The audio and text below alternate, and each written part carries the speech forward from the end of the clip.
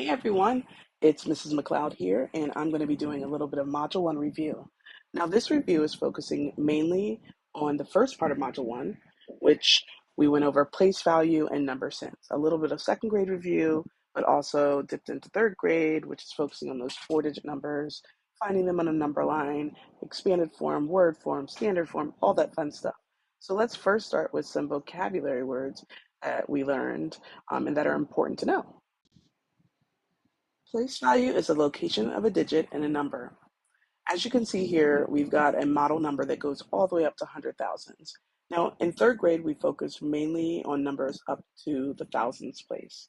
The most important thing to remember about place value is that anything past the ones place, the tens, the hundreds, the thousands, the numbers that you see in those boxes, it can only be one digit at a time. So therefore, that number represents the groups of tens, the groups of hundreds, the groups of thousands. So we know that if we see a 5 in a tens place, we're really talking about 50. But if we're writing it in place value form, we just use that 5 in the actual tens place value. Next, we have the word equation, and I use equation and number sentence interchangeably. Equation is a number sentence which shows that two quantities are equal. Here we see a multiplication number sentence, 8 times 3 equals 24, but an equation can be any operation. So make sure that you realize that in an equation, one side is the same value as the other side of the equal sign.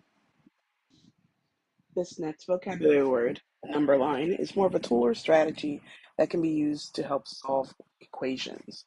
So, number lines were first introduced in first grade as a tool to help count on and then count back. In second grade, they used them more substantially to add and subtract. And in third grade, we use number lines to find 3 and 4 digit numbers. And we talk about intervals, the space between each hash mark.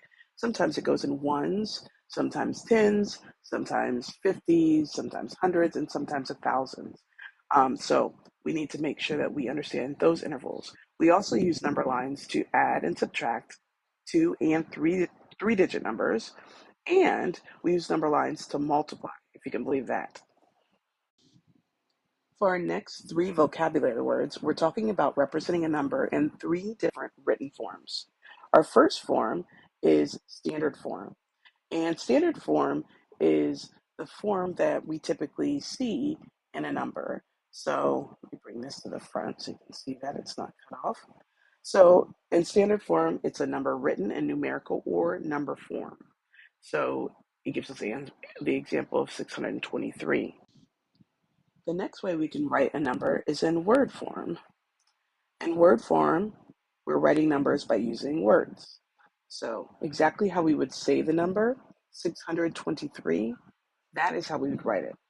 And we want to make sure that when we're saying these bigger numbers, it's so easy to say and, 623.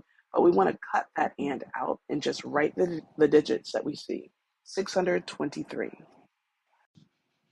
Our last written form of a number is expanded form. Expanded form is a way to write numbers that shows the value of each digit. And so if we think about what I said about place value when I first started with that vocabulary card, each digit is in a certain place. And so even though when we write the standard form, we are writing a single digit for each place, expanded form tells the value of that digit. So 600 plus 20 plus 3 is the same as 623. And in addition to this expanded form, our next vocabulary word is expression. Even though we want students to understand that 600 plus 20 plus 3 equals 623, we often have them write expanded form in what we call an expression.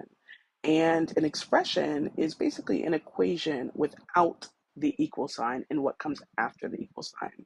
So as you can see underneath, expanded form is 600 plus 20 plus 3, and we don't need an equal sign. We don't need the equivalent, which would be 623 on the other side of that equal sign.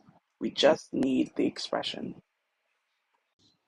And last but certainly not the least is justify. Justify is to show or explain how your answer is correct. And we do this a lot in our class discussions when I have people come to the board, when people are raising their hands. If they agree, they need to explain their thinking. If they don't agree, they need to explain their thinking. And that is a mathematical practice that we really focus on. So being able to understand how someone is right and how someone is wrong.